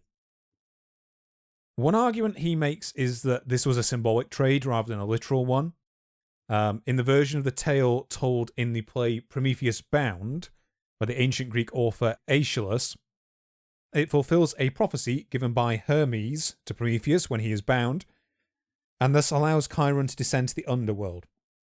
And here is the exact quote: "Look for no term of this your agony until some god shall appear to take upon himself your woes, and of his free will descend into the sunless realm of death and the dark deeps of Tartarus." So Chiron is finally able to rest, and Prometheus takes on his sufferings and is freed. With this all completed, Heracles also gains valuable information from Prometheus as to how he should acquire the apples, and he journeys to the lands of the Hyperboreans in search of the apples of the Hesperides. So, there are two versions here of how he finally acquires the apples. In the first, he takes Prometheus' advice and he seeks out the Hesperides' father, Atlas. In return for Heracles taking over in holding up the sky, Atlas agrees to go to the garden to retrieve 3 apples, and then he returns to Heracles. There, however, Atlas decides he does not wish to hold up the sky anymore, and that he would much rather return the apples to Eurystheus by himself. It's here that Heracles again relies on another piece of advice that he was given by Prometheus, and asks Atlas to take back the sky until he had had the time to prepare a pad for his head to make bearing it more comfortable. Atlas does indeed put down the apples and take back the sky, at which point Heracles grabs the apples and departs. It's an unusually clever scheme from Heracles. It is, but I will say it was Prometheus who suggested it. Ah, yes, of course, I missed that bit. There is a running theme in the final parts of these labours where Heracles, I know we have described him in other areas as one of the early Greek heroes to show a degree of guile as well as physical prowess. On deeper inspection and looking at some of these later labours, Heracles gets a lot of help from a lot of smarter people. Like there was the thing with the Hydra being slain by the plan of Athena. Yeah, and Athena again helped him out with the birds in Labour 5. And Athena will be coming back shortly, so it's all coming full circle. And in fact, I think I even have a complaint from Athena. Let me have a look. Yeah, I even have a complaint from Athena in the Iliad, complaining that Zeus is not grateful to her for how much Heracles gets helped out by her over the course of his labours. So the quote I actually had was, "Not a thought for the many times I saved his son Heracles, worked to death by the labours of Eurystheus, how he would wind to the high skies, till Father Zeus would rush me down from the clouds to save his life. If only I had foreseen all this, I and my cunning that day Eurystheus sent him down to death, to Lord who guards the gate, to drag up from the dark world the hound of grisly death. He would never have fled the steep cascading Styx. But Zeus hates me now." So yeah, Athena feeling a little underappreciated there. Yeah, it's quite a complaint. And when you said it, for some reason it gave me the thought of she'd actually like tweeted at you or emailed you complaining about something we said last episode. It's like, hang on. So in this version, Heracles then returns with the apples to Eurystheus, but Eurystheus refuses them, and eventually it is Athena's job to take them from Heracles and carry them back to the garden, as it is their appointed and fateful home, and they should not be removed from there. The second version is noted both as an alternative by Apollodorus and is the main version that Diodorus gives. So in Apollodorus' alternative version, he notes that Heracles basically ignores all of that stuff he did, rocks up in the garden, shoots the immortal dragon with an arrow and somehow kills it, and then takes the apples. So Diodorus elaborates a little bit on this. In his version, he states that the dragon may not in fact have been a dragon. It may have been confusion for a guard that was simply named Drakon, and that's where the confusion with it being a dragon may have come from. In this version as well, Diodorus outright denies the idea that Atlas holds up the skies in any fashion. So in this, Heracles actually encounters Atlas after he has retrieved the apples, and he aids Atlas in rescuing his daughters from a group of pirates. And it is said in this version that Atlas is in fact a keen astronomer, and had divined the knowledge that the stars were spherical. And it is for this reason that the Greek people remembered him as having held up all of the heavens. Oh, so it's a metaphor. Yeah, and so when Heracles returns with this information that Atlas gives him as a reward, he himself is also said to have taken the entire firmament on his shoulders. Clever. And after much length, thus ends the 11th labour of Heracles. So, we've come to the final act of Heracles' labours, and I think we've saved the best for last, haven't we, Crofty? Yeah, this one does get pretty epic. Yeah. So, this features probably the most iconic monster of Greek mythology, at least I like to think so, Cerberus, who is a monstrous creature described as having 3 dogs' heads, the tail of a dragon, and, of all things, a back covered in the heads of all types of snakes. And, take a drink, a child of Typhon and Echidna. So we had briefly touched upon the idea of Heracles descending into the underworld to retrieve Cerberus in Athena's complaint about Zeus in the Iliad. So Eurystheus does indeed set Heracles the task of retrieving the monstrous dog from his post guarding the gates of the underworld, where he's supposed to prevent the dead from entering the world of the living, and to bring it back to him. These traditions do appear in their earlier sources in Homer's works, both in the Iliad and in the Odyssey. They are more prominently named in the Odyssey than in the Iliad. So to quote the exact section, this is where Odysseus himself journeys through the underworld and encounters the shade of Heracles. And we'll get into why that's a little weird when we get to the relevant section, I believe, Crofty. So, upon encountering Heracles, he says the following: "Son of Zeus that I was, my torments never ended, forced a slave for a man not the half the man I was. He saddled me with the worst heartbreaking labours. Why, he sent me down here once to retrieve the hound that guards the dead. No harder task for me, he thought, but I dragged the great beast up from the underworld to earth, and Hermes and gleaming-eyed Athena blazed the way." So Athena getting in on the action again. Yeah, she really does a lot for him. So in the version given to us by Apollodorus, Heracles again makes extensive preparations in order to enter the underworld, and the main one is that he chooses to be initiated into the Ellucian Mysteries. Again, we will not go into these in great detail because the Ellucian Mysteries could very well be their own episode. Very briefly, however, the Ellucian Mysteries were a series of secret rituals held at Eleusis, which were modelled on reenacting the abduction of the goddess Persephone from her mother Demeter by the god Hades, or Pluto, depending on the version. One argument is that these mysteries were based on an old agrarian cult that actually dates back as far as Mycenaean practices. So we do know that at the location of where the Ellucian Mysteries were held in Eleusis, there is like a Mycenaean building in that area that may be linked to this practice. However, I will refrain from going on in any more detail. The main appeal of these mysteries and rituals to their initiates is that it would guarantee them a better fate in the underworld, so hence being initiated was to Heracles' advantage. However, at this point, Heracles could not be initiated, as he was still carrying the stain of his murder of the centaurs in the course of his 4th labour. So one of the key points of the mysteries was you could only be initiated, I think, if you were Greek or spoke Greek, and you were not a murderer. In order to allow him to be initiated, they get around this by having him be purified of the deed by the supposed founder of the mysteries, Eumolphos, I believe his name is. There's another version where Demeter founds these in remembrance of her daughter. Duly initiated, Heracles then journeys on to Laconia, where he arrives in the land of Tainaran, where the mouth of Hades was said to be located. Once here, he descends into the underworld, where he proceeds to cause a whole bunch of trouble. Heracles? Trouble? Yeah, who would have called that one? Yeah. Upon arriving, he witnesses the souls of the underworld, and they in turn flee before him, but only the shades of Malaga and the Gorgon Medusa stand against him. Again, we're not going to go into either of those because they could be another episode. He drew his sword against Medusa, only to be told by Hermes that she was an empty phantom and he was essentially wasting his time.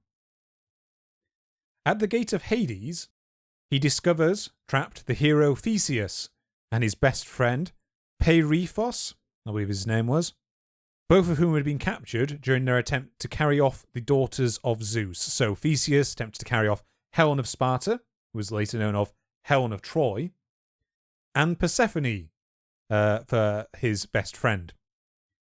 Heracles intervenes and successfully frees Theseus. However, when he attempts to free Peirithos, how is it pronounced? Peirithos, that's it, sorry. The earth shakes and he has to let him go. In addition to this, he rolls aside the rock that trapped the orchard keeper of Hades, who was named Iskalaphos, who was best known for being the being who had informed the gods of Persephone eating the pomegranate seeds during her time in Hades after her abduction, and it ultimately led to her having to spend a certain portion of the year in Hades. In anger at him doing so, Demeter curses him and traps him behind a stone. After Heracles frees him, he carries on and slaughters one of the cattle of Hades, coming into conflict with Menoetes, or Menoites, the herdsman we mentioned before, who had warned Garion of Heracles' axe. He goes on to wrestle him, but he does not kill him because of Persephone's intervention. The reason why he had attempted to slaughter the cattle, I believe, was to provide blood to the spirits so he could communicate better with them. Exactly why he was doing this is not given. Finally, he reaches the gates of Asheron, where Cerberus is, and the boundary between the lands of the dead and the living. Here he asks Pluto/Hades for Cerberus, who replies he is free to take the hound so long as he can overpower it without using any of his weapons. So Heracles sheaths himself in his breastplate and his lion's skin, gets the beast in a chokehold, and breaks its will. In the process, he is bitten by the dragon that forms the tail of Cerberus, but that doesn't seem to have had any more repercussions because it's never mentioned again. Having broken the creature's will, he carries the beast back to Eurystheus, presents it, and returns it to Hades. And there's plenty of fun pottery art of the time of Eurystheus again hiding in his big jar when Cerberus is presented to him. I mean, I'd hide from a three-headed dragon-tailed dog. Yeah, I think I would as well. There are a couple of other traditions in this where he's only able to escape through the help of Athena, and according to Diodorus, the task is only accomplished because Persephone lends it her grace. And that finally brings us to the end of the 12 labours of Heracles. Yay. Yay. It only gets longer from here. Yeah, there's more to come that will be heavily summarised. So, Crofty, I believe that's back to you then for an account of Heracles' later life. Yes. So, free of his punishment for murdering his children and, in some versions, his nephews, Heracles now becomes something of a warlord in Arcadia, which is the lands next to Argos. It seems to vary whether he bases himself in Arcadia or Argos, depending on the story. Megara marries Aeolus, rather than going back to Heracles, which is understandable. Yeah, I think the gods had shown that one ain't happening. Yeah. And together, Aeolus and Megara take 40, I believe, of the 50 children of Heracles by Thespius's daughters and found a colony on Sicily. Hello, folks. It's Charles here in post. Just a quick correction that Crofty wanted me to add in. This colony was not founded in Sicily. It was founded in Sardinia. Okay, back to the show. From this point until Heracles' death, various Greek poets and various modern academics suggest that Heracles was undertaking the work of advancing Greek civilization, suggesting things like building roads and founding cities, as well as making war, depending on either who was sending him to war or people that he had to get vengeance on. There's a lot of that to come. Yes, he has got a big list of people that he needs to cross off. Yeah, he has a full-on vengeance tour. Yep, he is making a list and checking it twice. Before he goes through that list, Apollodorus says that Heracles wins the hand of Iole, the daughter of King Eurytus of Oechalia, in an archery contest. However, Eurytus refused to allow Heracles to marry his daughter, which is quite sensible on his part, again, given what happened with the last marriage. So Heracles either drove off Eurytus's horses, according to Apollodorus, or according to Diodorus, he was accused of stealing Eurytus's cattle, both of which he does have quite some form for. Eurytus's son, Iphitus, came to Tiryns and demanded the return of either the horses or the cattle. So Heracles took him to a high tower and showed him that the missing animals were not in his lands. According to Apollodorus, another madness claimed Heracles at this point, whereas according to Diodorus, Iphitus had falsely accused Heracles, and so Heracles was justified in doing this in response. And by both accounts, he murdered Iphitus by throwing him from this tall tower. He first went to King Neleus to try and get the rite of purification. However, Neleus refused because he was a friend of Eurytus. Keep that name in the back of your mind. It pops up on the Vengeance Tour. And so he then goes to King Deiphobus, who does give him the rite of purification. However, despite being purified, as a punishment, he is afflicted with a disease. So he goes to the oracle at Delphi, and the oracle tells him that to be rid of the disease, he must be sold as a slave and serve for 3 years and pay the fee that he was sold for as compensation to Eurytus. So Heracles asks Hermes to take him and sell him, and he is sold to Omphale, who is the queen of Lydia in Asia, and is a widow, ruler after her husband died. According to Apollodorus, Eurytus did not accept the compensation money. However, because Heracles had done as asked, his illness was still cured. Apollodorus and Diodorus' accounts both generally agree that Heracles served Omphale by apprehending and or killing criminals.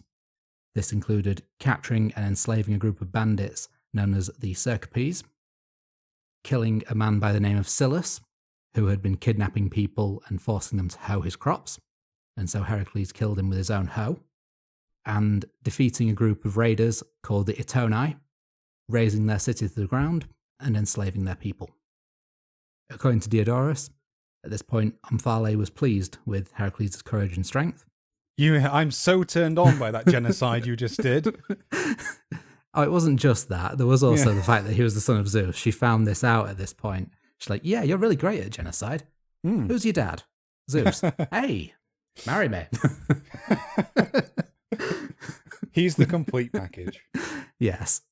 We joke, but this is basically what happened. Omphale was pleased with his strength, learned that he was the son of Zeus, so she married him, and she had a son by him called Lamus. So after 3 years in Lydia and married to Omphale, Heracles then set off to go and settle small scores. So he joined up with some of his old allies, including Heracles and Telamon, who we mentioned earlier, and took either 18 ships of 50 men each, according to Apollodorus and Diodorus, or according to Homer, he took 6 ships and attacked the city of Troy, which I will hand back over to you, Charles. Yes, I think it would be appropriate if I go over this, given that I detailed his initial conflict with King Laomedon of Troy. So, as we detailed before, this vengeance was sparked by King Laomedon's previous refusal to grant him the mares that had been promised for saving his daughter and city from Poseidon's sea monster. So, as you mentioned before, Heracles sails with a fleet of either 18 or 6 50-oared ships, crewed by various other heroes that had volunteered for the trip. Upon arriving at Ilion, they set off to attack the city, and leave behind Heracles to guard the ships. Laomedon sees this, and he marches most of his forces not against Heracles and the other heroes, but against the ships, where he kills Heracles before the heroes succeed in driving him back to the city and putting it under siege. So this is Apollodorus's version. In this version, Heracles is not the first hero to break through the wall. That honour instead goes to the hero Telamon, who you remember was a fellow former Argonaut, and also the guy who kind of stood up for Heracles and accused Jason of deliberately leaving him behind. Despite this, Heracles is so enraged and anxious by him having broken through the wall first, and worried that no one should think him the lesser man, he decides to rush in and try to kill Telamon. Telamon, however, thinks quite quickly, sees some stones on the ground and starts to stack them up. Then when asked what he is doing, claims he is erecting a shrine to Heracles the victor, which is enough to boost Heracles' ego and mollify him. After this, Heracles and the other heroes take the city, shoot down Laomedon and all of his sons except for one, who is Podarces, who had advised his father to give the mares to Heracles in the first place.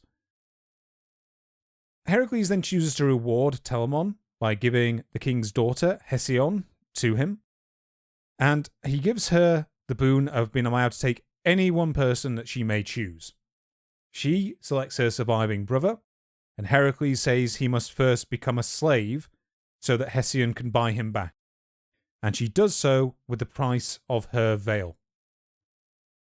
Thus, Podarces came to be called Priam after the word priamai, which means to buy. And for any eagle-eyed listeners, or eagle-eared listeners, I should say, out there, Priam would later be the great king of Troy during the Trojan War of the next generation. So the only thing I really have to add is that in Diodorus' version, the same general events occur, only Laomedon is killed instead in open battle with Heracles rather than within the city, and the whole encounter with Telamon and the kind of antagonism between the two does not occur. So, having wrought his vengeance, Heracles sails for home, but in the process, Hera actually sends violent storms against him to try and waylay him. So, Zeus is in fact so angered by this event that he then expels Hera from Olympia, which is referred to in Book 15 of the Iliad. And I have the quote here as to how he goes about this punishment. And it's a bit intricate. So this is him relating it back to her as part of a threat. Don't you recall the time I strung you in midair and slung those two massive anvils down from your feet and lashed both hands with a golden chain you could not break? There in the clouds and high clear sky you dangled, and the mighty gods on steep Olympus raged away. Impotent, what could they do to set you free, standing there helpless? At any god I caught I'd seize and send him plunging over the ramparts, head first till he hit the earth, barely alive. Not even then would sink the stark grief for Heracles release my breaking heart, my godlike own son. You with the north wind's help had coaxed the gales to send him scuddering over the barren salt sea. You, always plotting miseries for my son, you bore him off to the crowded town of Kos. At Kos, Heracles attempts to put in with his ship, but the inhabitants mistake him for a pirate and prevent him from landing. In the night, he returns and does battle with them, killing the local king, who was another son of Poseidon. So basically the inhabitants were entirely justified to try and prevent him from landing. A little bit. And here, he is actually, for the first time that I think I've seen anywhere in any of the narratives, he is wounded by another man. And he is wounded by a man named Chalcodon, which is a name that comes up quite commonly in Greek mythology. I don't believe it's the same Chalcodon as appears in the epic cycle. Hello folks, it's Charles here, just with another correction. So I made a mistake here. I mistook the name Chalcodon for the Trojan war hero Sarpedon. There is no Chalcodon in the epic cycle. Okay, back to the show. Having been wounded, Zeus then snatches him away back to Argos to prevent him from coming to harm. And then, after this, in Apollodorus' version, is when the Gigantomachy breaks out. Back to you, Crofty, for the concluding events of Heracles' life. Yes. So we have a few more small events on the Vengeance Tour before we get to the death of Heracles. So, following his return from Troy, Heracles then musters an army of Arcadians in order to invade Elis and get vengeance on Augeas for refusing payment for cleaning the stables. So Augeas appoints as his generals his nephews Eurytus, who is no relation of the previous Eurytus who I mentioned, and Cleatus, who are also sons of Poseidon. Poseidon got about a bit. Indeed, putting even Zeus to shame at this point. Yeah, it's impressive. And these are also the stepsons of Augeas' brother Actor. They were supposedly greater in strength than all others of their generation, and that presumably included Heracles. However, in this first battle, Heracles actually took ill and was forced to retreat. And for making war on Elis, Eurystheus then exiled Heracles from Tiryns, and he stayed in Arcadia where he rebuilt his army. At that point, he learned that Eurytus and Cleatus would be travelling at the head of a sacred procession to Corinth in order to have a festival dedicated to Poseidon, and so on the road he ambushed and killed them both, before storming Elis, killing Augeas, and installing Phyleus, who we mentioned last time, on the throne. Yeah, who I believe testified against his father in the dispute and encouraged him to pay Heracles. Yep, that's the one. So he's been now installed on the throne of Elis. Following this, Heracles then attacked Pylus in order to get revenge on King Neleus, who had refused to purify him of the blood guilt for killing Iphitus. After this, he then aided Tyndareus, who was the deposed king of Lacedaemon, which later became known as Sparta, in reclaiming his throne from his brother Hippocoon, who had usurped him. Hippocoon had also aided Nereus in the previous war, and so there was still a bit of a vengeance motive there for Heracles as well. In Diodorus' version, Hippocoon had also slain his friend Oeneus. However, Apollodorus claims that Oeneus is alive and well later on, and he kind of needs to be for certain events to make sense, so we will assume that he is at this point. In the war to reclaim Sparta, his brother Iphicles fell in battle, and Heracles killed Hippocoon, killed 10 of Hippocoon's 20 sons, and restored Tyndareus to the throne. Tyndareus would then go on to father Helen, who would marry Menelaus and be taken by Paris of Troy. So most of the Trojan War is set up at this point. Yeah, we're just waiting for that spark to catch the fire. Yep. Following the Vengeance Tour, we come to the final years of Heracles' life. He chose to come to Caledonia, where Oeneus, who I've just mentioned, had lived. Here he won the hand of Oeneus' daughter Deianira, who is no relation of the Amazon Deianira from earlier. There are differences between the sources on how this came to be. So Diodorus simply states that he moved to Caledonia and he married her. There are variants which state that he'd been given permission to marry her by Meleager, who is her brother when he was in the underworld. These were from the poets Bacchylides and from Pindar. And in the Metamorphoses, Ovid tells probably the most dramatic version of the tale, from the perspective of the river god Achilles, who came to the home of Oeneus to ask for his daughter's hand. Heracles challenged the river god for Deianira, boasting of his labours as proof that he was worthy. Achilles then declared that he was king of all the waters in Caledonia, and so an integral part of the land, and he taunted Heracles by calling both his divine parentage and his mother's honour into question, angering Heracles, and so the two wrestled. Heracles got the upper hand and would have choked him to death. However, he turned into a serpent and got free. And he then tried to crush Heracles in his coils.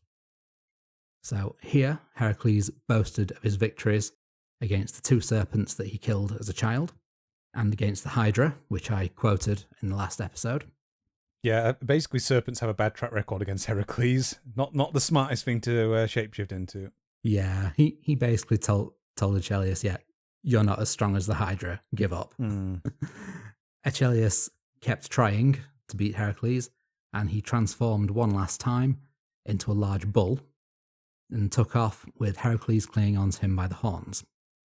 Heracles managed to plant his feet and wrestle the bull to the ground, and to stop Achilles from struggling further, he then broke one horn from the bull's head. He gave this horn to the nymph Amalthea, and Ovid and Diodorus both describe it as giving a great quantity of autumn fruits, while Apollodorus says that it has the power to give meat and drink in abundance, and so it became the legendary cornucopia, or the Horn of Plenty. Achilles states at the end of this passage of Ovid's poem that he is not shamed to have lost to Heracles, only proud to have fought against such a man. Diodorus does mention this as one of the explanations for how Heracles came to marry Deianira, but instead claims that Heracles dug a trench in order to divert the river Calius, and that the shapeshifting serpent was just a fancy metaphor created by poets. And so, in the course of diverting the river, he reclaimed fertile new tract of land, which provided a lot of much-needed food for the Caledonians, and so became a more realistic version of the Horn of Plenty.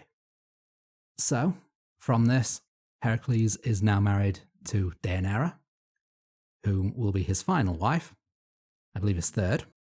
Yeah. It's not 100% sure what happened to the second one, I must admit. I think he just sort of left her in Lydia. Yeah. He just didn't go back. Like, yeah, I'll be back. Just getting some cigarettes from the... I'm going to stop this train of thought. Yep, you've again made me laugh while I was taking a drink of water. That's going to be your goal every episode now. I won't, yeah. I won't consider this podcast a success until I've accidentally killed my co-host. That seems fair. So, Sophocles takes up some of the tale here. He has Deianira briefly mention the battle against Calius, where she says that she would rather have died than been given to Achilles, but she felt great joy when Heracles offered marriage. However, the marriage did go on to become a source of anxiety for her. As well, they had many children. She described Heracles as only seeing them as a migrant farmer sees distant crops, once at sowing and once again at harvest. So, by this point, Heracles and Deianira had been exiled to Trachis. This exile was actually voluntary on Heracles' part, because after marrying Deianira, he served Oeneus, became one of his generals, but both Apollodorus and Diodorus say that he accidentally killed a kinsman of Oeneus. Oeneus pardons him for this, knowing that it was accidental. However, Heracles chooses to exile himself for it. So, on the road to Trachis, Heracles and Deianira need to cross the river Euenus. One of the last remaining centaurs, Nessus, who had escaped the earlier killing. Yeah, remember I did say back then, remember that guy, he's coming back. Yep, we did mention he was going to be important. And here it comes. Nessus had received a boat from the gods and was ferrying travellers across the river. However, he could only ferry one person at a time, and so offered to take Deianira first. However, halfway across, he tried to assault Deianira, and upon seeing this, Heracles takes an arrow and shoots him from the shore. As he dies, he apologizes to Deianira, and he tells her that as an apology, he will give her a love charm so that Heracles would never stray from her. He says to take the seed which has fallen from him, mix it with the blood of the arrow's wound, and anoint the inside of Heracles' shirt with it, and keep it in the dark until she's ready to use it. So Deianira takes the blood and the seed, but doesn't use it yet. Sophocles' play then picks up while Heracles is away at war with Eurytus, the Eurytus who was father of Iphitus, the final stop on his revenge tour. Deianira says that the oracle has told that Heracles can finally live in peace after this war is done. Heracles has claimed that this war is revenge for making him a slave so many years ago. The herald Lycus is sent to inform Deianira of Heracles' victory. However, he lets slip that Heracles once loved Eurytus' daughter Iole, and it was because of her that he had originally had conflict with Eurytus. So, in her jealousy, Deianira anoints a shirt and a ceremonial robe with the blood of Nessus, and has Lycus take it to Heracles so he can wear it for a sacrifice to commemorate his victory. She gives Lycus strict instructions that no one else must wear it, and that it must be kept in the dark until he puts it on. However, once Lycus has gone, she notices that she's got some blood on a spare bit of the fabric, and when she exposes it to sunlight, it reacts like boiling acid. And so it's here that she recognises her mistake, that the arrow that had shot Nessus was one of Heracles' sorrow-bringing arrows, coated with the hydra poison. So Hylas, her eldest son with Heracles, brings tidings that Heracles is dying after putting the robe on, and is in such pain that he shattered Lycus' skull in a rage. Deianira, in her shame, hangs herself, and Hylas learns that it was not her intention to kill Heracles, but to use a love charm on him. So, when Heracles is brought home, now barely able to move, Hylas tells him of the attempted love charm and his mother's mistake, and Heracles laments that 2 prophecies of his father were coming true. And so I'll quote Sophocles here. Heracles says, "My father prophesied to me of old that none who breathed would ever take my life, but one already dead and gone to Hades. And now this beast, the centaur, as the god foretold, though dead, has torn my life away. Now I will tell you of new oracles concerning those delivered long ago. Zeus's multi-tongued prophetic oak tree told me that in the time which has now come, the many toils that I had long endured would reach an end. I thought I would then prosper, and yet it meant that only death was waiting. In death there is no toil for anyone." And so giving the more accurate interpretation of the prophecy that Deianira had previously stated, where she thought it meant he could finally live in peace. So all accounts then say that here Heracles ordered Hylas to take Iole as his wife. According to Diodorus, he then sent word to the oracle at Delphi to ask what he must do. So the oracle told him to be taken, along with his armour and his weapons, to Mount Oeta, and there a pyre should be built for him, and the rest would be left to Zeus. Heracles did so, and ascended the pyre, ordering it to be lit.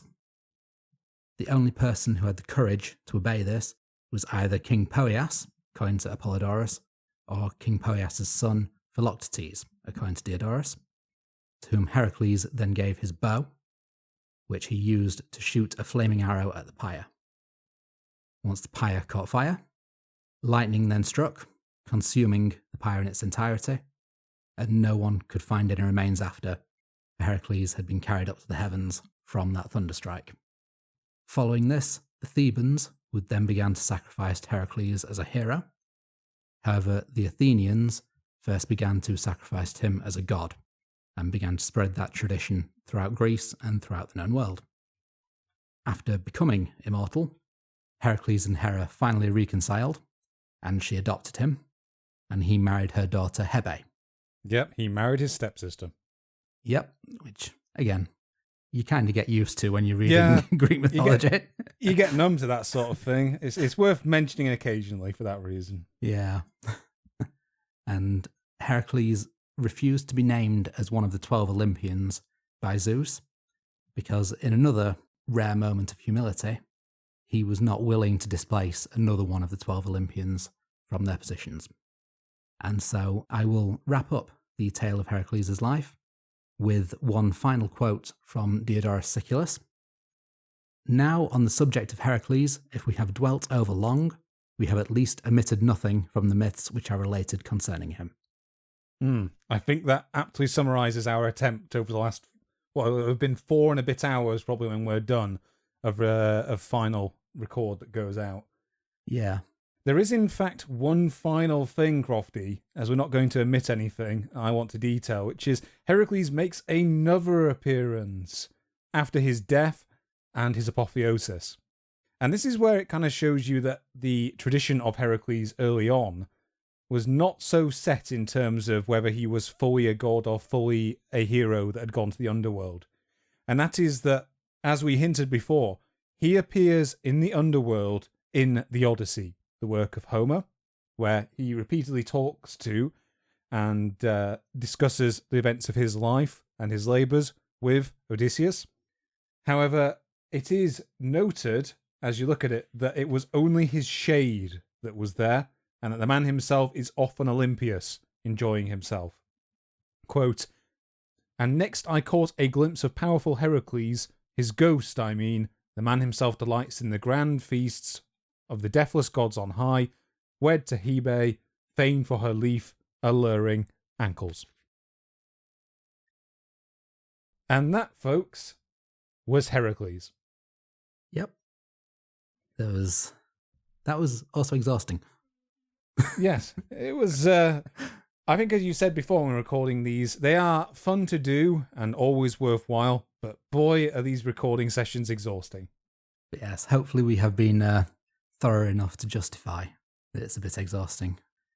Yep, I mean, to be honest, we could have gone further. We could even have spoken about the exploits of Heracles' sons and how they came into conflict with Eurystheus, but I think we will save that for the days that we possibly return to the epic cycle. Yes, I think we will. So, thank you to everyone out there for listening to today's episode. Hopefully, we'll be getting this off to you pretty soon. And before we go today, I would just like to end by mentioning that if you'd like to keep up to date as to what is happening on the channel, you can always head on over to twitter.com/the_histocrat, where I give updates as to when we're recording new episodes and often give away what the next episode is going to be on.